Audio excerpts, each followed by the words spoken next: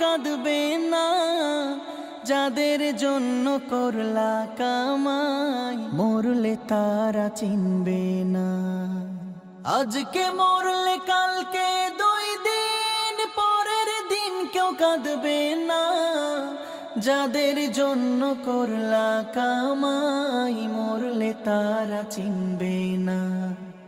থাকতে সময় করো আমল, ঈমান করো খাঁটি, থাকতে সময় করো আমল, ঈমান করো খাঁটি।